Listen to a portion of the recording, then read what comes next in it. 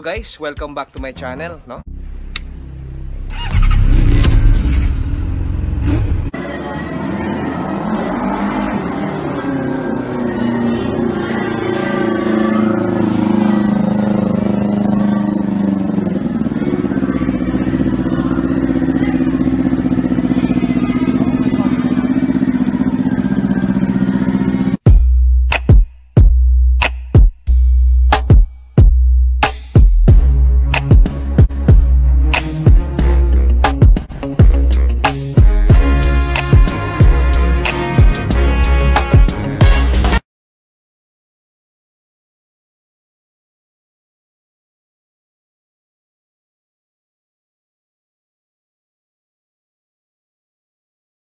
I hope you're all doing fine. Ingat po kayo lagi, no? In spite of the pandemic, ay nandiyan po si Lord na gagabay sa atin. Tiwala po tayo, matatapos din to. Walang araw.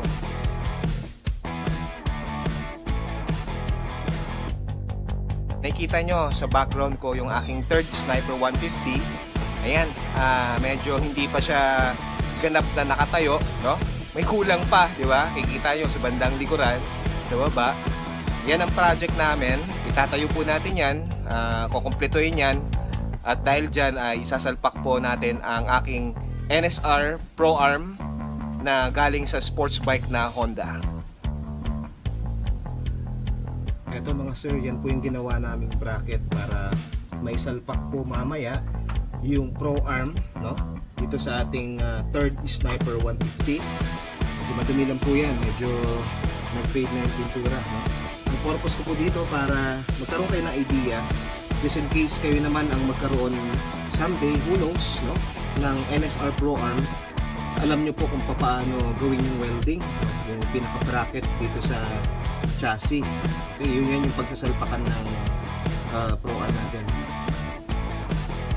By the way mga sir, hindi po yan plug and play, no? Usually kapag mga big bike setup po yan or big bike parts, talagang 99% po all of the time hindi siya talaga plug and play.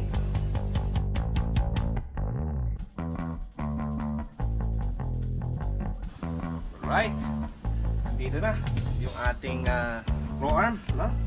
Thank you Lord, na-deliver din, no? Despite of the pandemic. Eto mga guys, no? Ang gagawin natin for this episode, no, ay sasalpak po natin, install yung ating Honda NSR 150 sports bike na Pro Arm, no? Single-sided swing arm by the way. Ito po yung ating Sniper King. And then nakikita nyo, meron din tayong mga welding dito na ginawa kasi hindi po siya plug and play. Expect po na kapag big bike yung parts, normally we do the fabrication and modifications. So ito po ay hindi ordinary na Pro Arm sapagkat nakikita nyo, no? Close up lang natin sir. Pina-carbon fiber ko po yan, courtesy of Tugatog Modifications kay Sir Calvin Lederman. Ito po ay unique, no? Sapagkat gusto ko na ako lang ang nag-iisang may carbon fiber na Pro Arm dito sa Olongapo City and Zambales, no? Ayan, so sasalpak na natin mga guys. Panoorin nyo. Ayan. Kinakasa na si Poging Pro Arm sa ating chassis doon sa welded part ng chassis.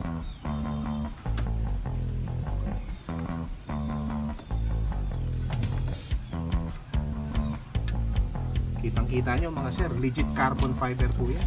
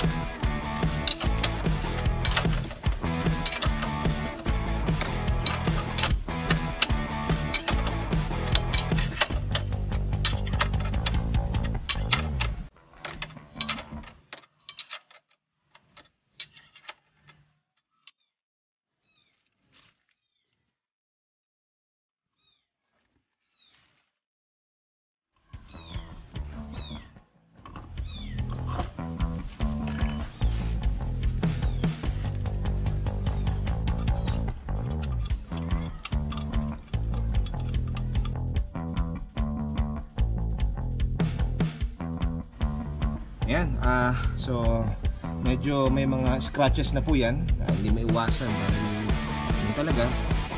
Eto po, huwag kayong mag-alala, paparepaint ko yan after the pandemic para, eto, pinasalpak ko yan para makita ko din kung ano ba yung mga parts or yung mga areas na dapat i-repaint, i-improve later on, no? Para naman ginagawa ko ay minsanan po yan lahat na. Left side ko. Kita nyo mga set. Unti-unting nabubuo. Chain na lang yan, mamaya.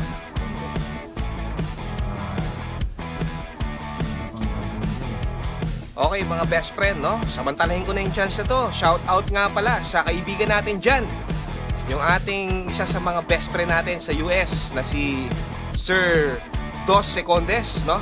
Ingat ka dyan, brother, ha? And then kung gusto nyo po na matuto sa buhay ng mga Pilipino sa Amerika, typically kung paano yung kanilang mga experiences, mag-subscribe po kayo sa kanyang channel, Dos Rider, no? Yung kanyang YouTube channel. And then nga pala, hindi natin pwedeng kalimutan, shout out po kay Sir Wilfred, no? Yung ating kaibigan din na taga Olongapo City. Ingat ka dyan, sir, no? Always ride safe. Yan, no? And then maging sa mga tropa natin na mahilig sa mga motor, mga riders and mga setup enthusiasts, makakasama po namin sa mga show dito sa Olongapo and Zambales. Ingat po kayo dyan. Maging yung mga kasamahan natin sa DepEd, no? Yung mga fellow teachers natin and yung kanilang family. Ingat po kayo lahat. God bless everyone.